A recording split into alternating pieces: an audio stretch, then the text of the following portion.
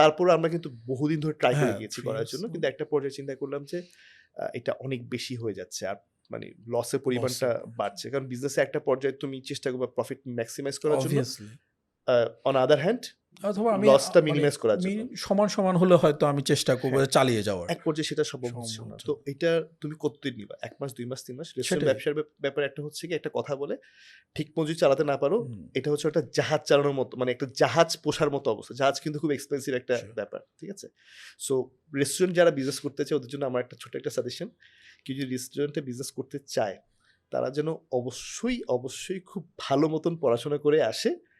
Otherwise আমার কাছে, আমি কিন্তু অনেক রেস্টুরেন্ট দেখেছি যে আসলে সাস্টেইন হ্যাঁ, করছে না। অবশ্যই। এই যে লাইক আমাদের এখানে বলা যায় যে বুমটা হয়েছে রেস্টুরেন্টের 14 to 15 থেকে। রাইট। তো এখন এই 10 বছরের মধ্যে তো আমার মনে হয় কত হাজার, হাজার রেস্টুরেন্ট অফ হয়ে গেছে। খুব কমই বেশিরভাগ যা চলছে, এখনো যা চলছে আমি বলতে পারি আমার এক্সপেরিয়েন্স থেকে, যে হয়তো 20 to 30% হচ্ছে প্রফিট করতেছে। বাকিরা কোনোমতে চালায় যাচ্ছে অথবা তাদের ব্যাকআপ কোনো ইনকাম আছে ওখান ইনকাম আছে। থেকে হ্যাঁ, ইয়ে হতে করছে। পারে। যেমন আমি খুব স্পেসিফিকলি ৩ টা রেস্টুরেন্ট নাম বলি।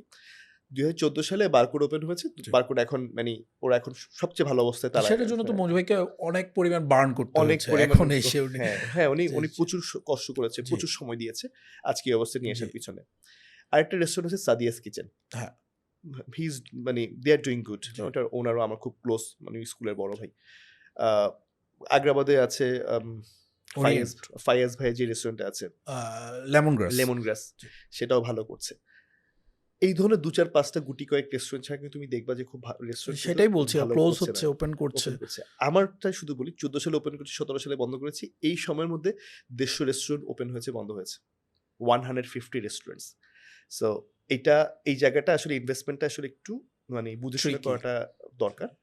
আর আরেকটা যে ব্যাপারটা, সেটা হচ্ছে যে যখন মানুষের সামনে অনেক বেশি অপশন থাকে, জি। হুম?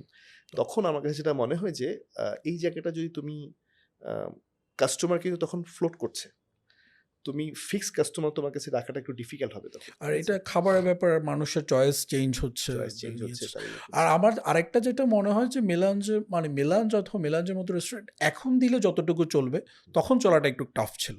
কারণ তখন চিটাগংয়ে যে টাইপের খাবার মেলাঞ্জ প্রোভাইড করছিল ওই যে প্রাইস পয়েন্টে, হুম। ওটা এখন যতটা ইজি যে একটা ক্যাফেতে গিয়ে সবাই আ ৳৪০০ কফি খাচ্ছে, আচ্ছা, হ্যাঁ, ৳৫০০ একটা সেট মিল হ্যাঁ, নিচ্ছে। হ্যাঁ। ওই সময় ওই ব্যাপারটা একটু মানে বেশি ছিল বলতে ওই তখন সময়ে, হ্যাঁ, তুমি যেটা বলছো যে ওই ট্রেন্ডটা মাত্র তখন শুরু শুরু হয়েছিল, হয়েছে। শুরু হয়েছিল। যেমন আমরা বেশ কিছু, যেমন ধরো আমি জাস্ট একটা কথা বলব মিলান্সের ব্যাপারে।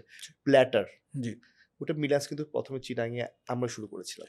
প্ল্যাটার কনসেপ্টটা কিন্তু মানুষের কাছে তখন অতটা পরিচিত ছিল জি। না। এখন তো প্ল্যাটার খুব সবখানেই আছে। সবখানেই আছে। প্ল্যাটার দিয়ে আমরা আমরা কিন্তু ভালো একটা রেসপন্স পেয়েছিলাম। হ্যাঁ, তুমি যেটা বলছো আমি এটা এগ্রি করি যে তখনকার সাথে চিন্তা করলে এখনকার যদি হয় কিছু ডিফারেন্স আছে। বাট এটা ঠিক, আমি কিন্তু এট লিস্ট এই ব্যবসায় সেকেন্ড টাইম যাওয়ার কোনো ইচ্ছা আমার নাই। আমার জন্য একটু খুব, কারণ আমার কাছে যেটা মনে হচ্ছে রেস্টুরেন্টের ব্যবসায়, এটা আমি না শুধু, আমার জি। অনেকের সাথে এখনো কথাবার্তা হয় সমসাময়িক, যারা হয়তো অনেকে বন্ধ করে দিয়েছে। যেই পরিমাণ এফোর্ট তুমি দাও, Sure.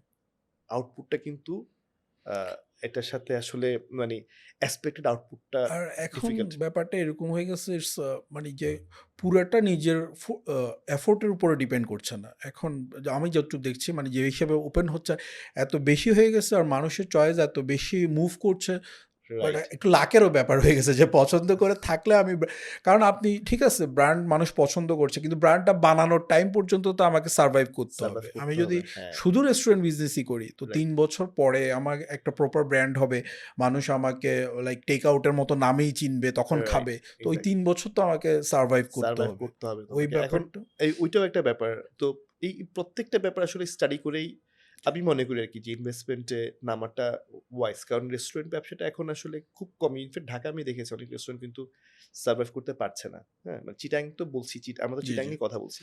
ঢাকায় কিন্তু অনেক আর রেস্টুরেন্ট সারভাইভ করতে, ঢাকায় তো আরো বেশি ওপেন হচ্ছে, খুলতেছে, মানুষের হ্যাঁ, হাতে মানে টাকা আসলেই খুলে ফেলতেছে খুলে একটা। ফেলতেছে, কিন্তু সারভাইভ এর সার্ভাইভ জায়গাটা করতে একটু পারতেছে না। মানে ওইখানে কিছু ভালো ডিফিকাল্টিজ আছে কিন্তু এখানে। আচ্ছা। ভাইয়া আর আপনার কি রিসেন্ট আর কোনো এখন এরকম কোনো কিছু এন্টারপ্রেনারশিপ এর ওপেন করার প্ল্যান আছে? আমার আসলে, আমার যে বর্তমানে যে ৩ টা এক্সিস্টিং জি, জি। বিজনেস আছে, আমি এই মুহূর্তে আর নতুন করে আমি হ্যান্ডস ফুল। হ্যাঁ, হ্যাঁ, বাড়াতে চাচ্ছি না। তবে যেটা আমি চাই, জি, আ যে যেই ৩ টা আছে, জি, জি। এইটাকে আরো ওয়েল ইকুইপড করা।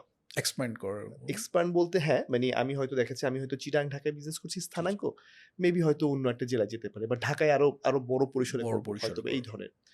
আমার হয়তো এখন 4টা টিম কাজ করছে, কাজ বড় হলে আমি যেন 6টা টিম নিতে পারি। মানে ওয়েল ইকুইপড বলতে আমি ওইটাই মিন করতে মানে চাচ্ছি। এখনো ডাইভার্স করার কোনো প্ল্যান হ্যাঁ, নাই বাট আপাতত। আমি হয়তো হ্যাঁ, আমার হয়তো কিছু সার্ভিসে কিছু প্যারালাল এক্সটেনশন হতে পারে। আমি হয়তো এখন ডিজাইন প্রোভাইড করছি। আমি হয়তো কনস্ট্রাকশন সলিউশন দিচ্ছি। হয়তো এটার সাথে রিলেটেড অন্য একটা সার্ভিস যেটা আমাদের সাথে যায়, হয়তো এই ধরনের কোনো একটা কিছু লাইক হয়তো প্রোডাক্ট সেলিং প্রোডাক্টে হয়তো যাব না। হয়তো হতে পারে যে কথা অনেকে রিয়েল এস্টেটের কথা বলছে যে আমি কি রিয়েল এস্টেটে যাবো কিনা বা ডেভেলপমেন্টে যাবো কিনা। হয়তোবা হতে পারে, বাট হয়তো এখন না। এই মুহূর্তে প্ল্যান নাই। বাট যদি সময় সিচুয়েশন যদি ফেভারে থাকে হয়তো হতে পারে। ওই ধরনের চিন্তাভাবনা আছে। কিন্তু ডিফারেন্ট একটা ব্যবসার চিন্তা করা এই মুহূর্তে হয়তো আমার নেই। নাই। আমার যেমন আমার যেমন সফট স্কিলস ট্রেনিং, যেটা আমি একটু হয়তো জি, কথা জি। পরে কথা বলব। সেখানে হয়তো দেখা যাচ্ছে কি আমি নিজেকে আরো ওয়েল ইকুইপ করার চেষ্টা করছি। আমি হয়তো আরো পড়াশোনা করছি। আমি হয়তো আরো নতুন কোর্সে এনরোল হচ্ছি। এই সেক্টরটা তো আর শিখার শেষ নেই। শিখার মানে শেষ আপনি নাই। প্রতিদিনই নিজেকে আপডেট করছেন। এক্সাক্টলি। আমি হয়তো এখন কর্পোরেট ট্রেডিং করছি। আমি হয়তো স্টুডেন্টদেরকে করছি। হতে পারে আমি কিডসদেরকে করব।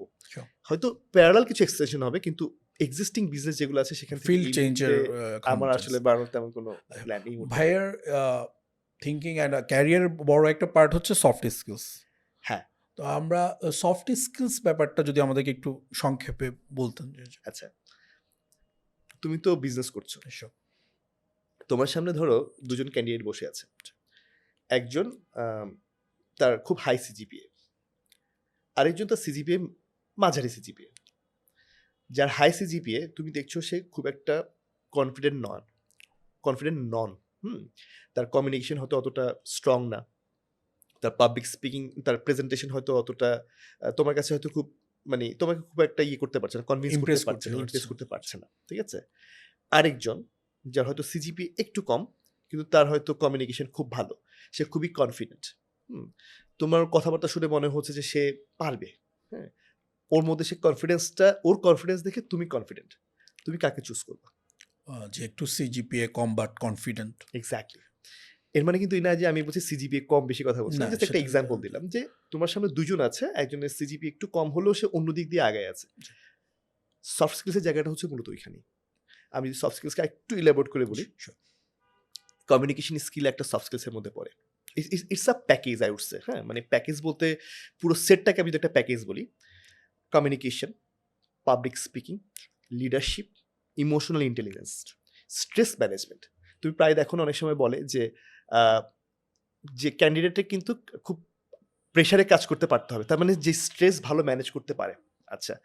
তারপর আমি যদি বলি resilience, team building, CV writing, email writing, interview skills, এই প্রত্যেকটা জিনিস, নেটওয়ার্কিং, তারপর হচ্ছে নেগোসিয়েশন, এই প্রত্যেকটা ব্যাপারে কিন্তু তোমার সফট সফট স্কিলস এর মধ্যে স্কিলসের পড়ে। আরো আছে, বাট বেসিক এই জিনিসগুলো কিন্তু খুব মানে একদম খুবই বেসিক নেসেসিটির মধ্যে এই ব্যাপারগুলো কিন্তু সফট স্কিলস এর মধ্যে থাকে। এখন তুমি হয়তো বলতে পারো যে কোনগুলোকে তুমি টপ রেটেড করবা। বললাম না আমি হয়তো আরো ৫-৭টা বলতে পারি, কিন্তু এই ব্যাপারগুলো কিন্তু তোমার লাগছে। তার মানে তোমাকে একটু আগে কথা বলেছিলাম যে তুমি আসলে কাকে হায়ার করবা। তোমার কাছে মনে হচ্ছে তোমার এই পোস্টের জন্য তুমি যাকে নিবা তার নেগোসিয়েশন স্কিলটা ভালো হতে হবে। নেগোসিয়েশন স্কিলটা কিন্তু অনেকখানি তার ডিপেন্ড করছে তার কমিউনিকেশন কতখানি ভালো, তার ইন্টেলিজেন্স লেভেলটা কতখানি ভালো, সে কতখানি লাইক আমি কনফিডেন্ট। যদি আমি রিয়েল এস্টেট বিজনেস করি, তো আমি তো এমন কাউকে নিয়ে যাবো যার নেগোসিয়েশন ভালো, সে মানুষের সাথে নেগোসিয়েট করে রাইট, ফ্ল্যাট সেল করতে পারবে রাইট, আমার রাইট। প্রফিট। যার লিডারশিপটা ভালো, যে 10টা মানুষের টিমে কাজ করতে পারে, এই ধরনের মানুষই তো আসলে ধরো ক্যারিয়ার ডেভেলপ করতে পারে, তাই না? এই স্টাডিজ তো একটা পার্টের পরে গিয়ে আমার যতটা দরকার তার চেয়ে বেশি এই কাজগুলো এই দরকার কাজগুলো হবে। বেশি দরকার, রাইট। তার মানে এই স্কিলগুলো হচ্ছে আমরা এই স্কিলগুলোকে আমরা বলতে পারি যে সফট স্কিলস। এবং যার মধ্যে এইগুলো যত বেশি তুমি নিশ্চিত থাকতে পারো বা বুঝতে পারছো, তার ক্যারিয়ার অ্যাডভান্সমেন্ট বলো, নেক্সট লেভেল নিজেকে নিয়ে যাওয়া বলো, প্রত্যেকটা ব্যাপার তার জন্য কিন্তু অনেক বেশি ইজি এবং সে অনেক বেশি প্রসপেক্টিভ।